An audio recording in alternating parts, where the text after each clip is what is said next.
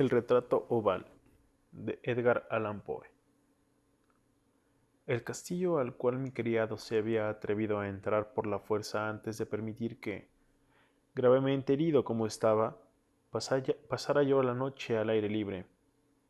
Era una de esas construcciones en las que se mezclan la lobreguez y la grandeza, y que durante largo tiempo se han alzado cejijuntas en los Apeninos, tan ciertas en la realidad como en la imaginación de Mr. Radcliffe. Según toda la apariencia, el castillo había sido recién abandonado, aunque temporariamente. Nos instalamos en uno de los aposentos más pequeños y menos suntuosos. Hallábase en una apartada torre del edificio. Sus decoraciones eran ricas, pero ajadas y viejas.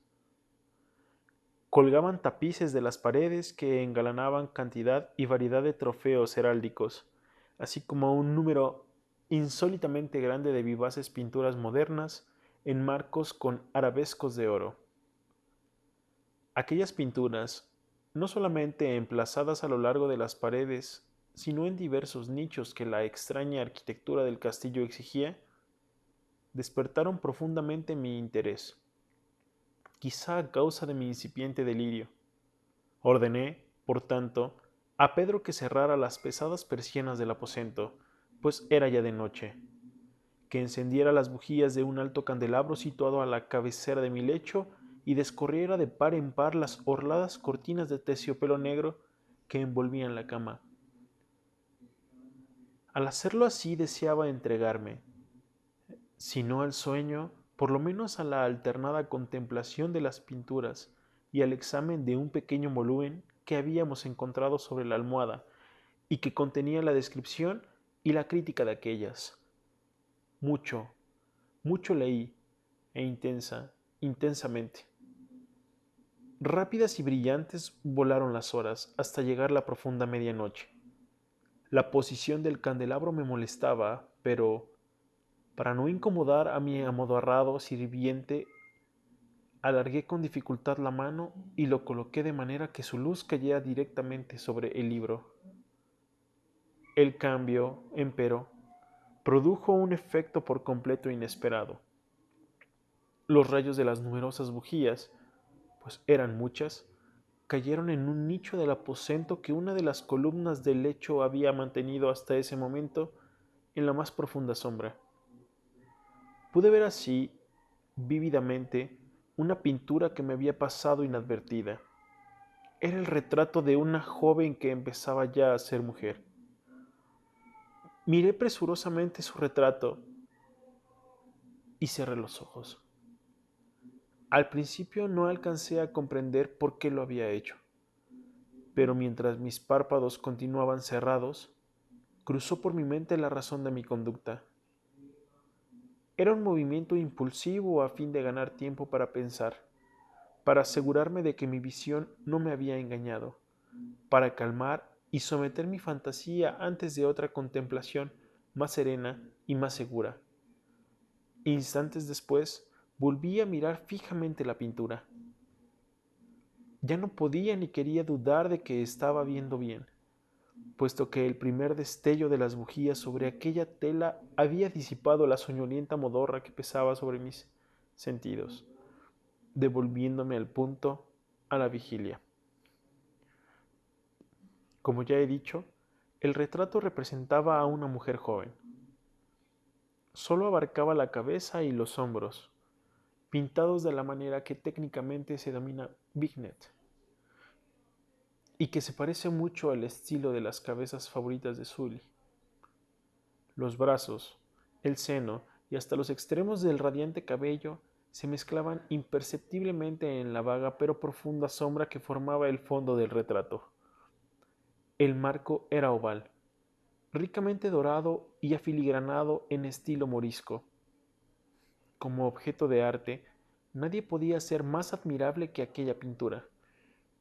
Pero lo que me había emocionado de manera tan súbita y vehemente no era la ejecución de la obra, ni la inmortal belleza del retrato. Menos aún cabía pensar que mi fantasía, arrancada de su semisueño, hubiera confundido aquella cabeza con la de una persona viviente. Inmediatamente vi que las peculiaridades del diseño, de la vignette y del marco tenían que haber repelido semejante idea, impidiendo incluso que persistiera un solo instante. Pensando intensamente en todo eso, quédeme tal vez una hora, a media sentado, a media reclinado, con los ojos fijos en el retrato. Por fin, satisfecho del verdadero secreto de su efecto, me dejé caer hacia atrás en el lecho. Había descubierto que el hechizo del cuadro residía en una absoluta posibilidad de vida en su expresión que, sobresaltándome al comienzo, terminó por confundirme, someterme y aterrarme. Con profundo y reverendo respeto, volví a colocar el candelabro en su posición anterior. Alejada así de mi vista la causa de mi honda agitación, busqué vivamente el volumen que se ocupaba de las pinturas y su historia. Abriéndolo en el número que designaba el retrato oval, leí en él las vagas y extrañas palabras que siguen. Era una virgen de singular hermosura y tan encantadora como alegre. Aciaga la hora en que vio y amó y desposó al pintor. Él, apasionado, estudioso, austero, tenía ya una prometida en el arte. Ella, una virgen de sin igual hermosura y tan encantadora como alegre, toda luz y sonrisas, y traviesa como un cervatillo, amándolo y mimándolo, y odiando tan solo al arte, que era su rival, temiendo tan solo la paleta, los pinceles y los restantes enojosos instrumentos que la privaban de la contemplación de su amante. Así, para la dama, cosa terrible fue oír hablar al pintor de su deseo de retratarla. Pero era humilde y obediente, y durante muchas semanas posó dócilmente en el oscuro y elevado aposento de la torre, donde solo desde lo alto caía la luz sobre la pálida tela. Mas él, el pintor, gloriábase de su trabajo, que avanzaba hora a hora y día a día.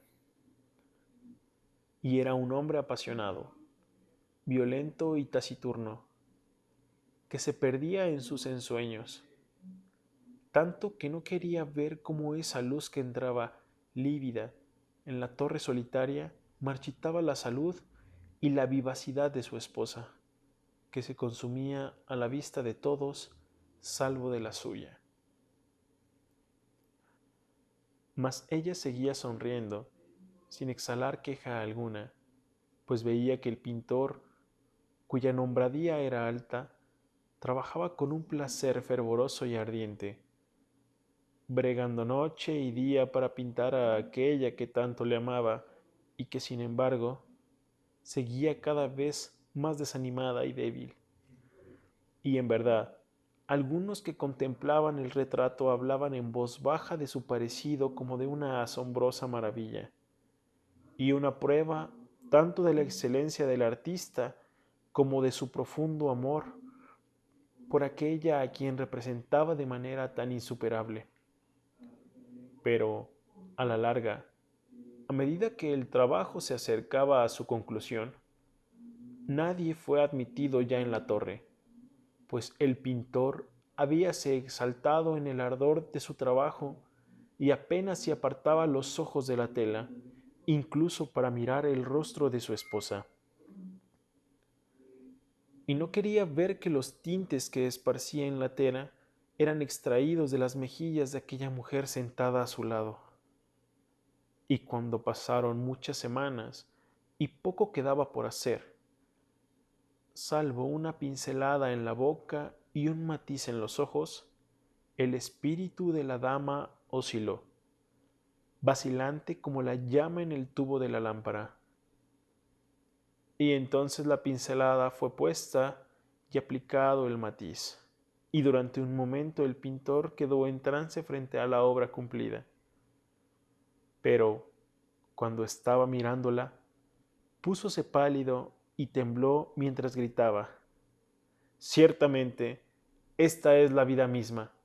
Y volvióse de improviso para mirar a su amada. Estaba muerta.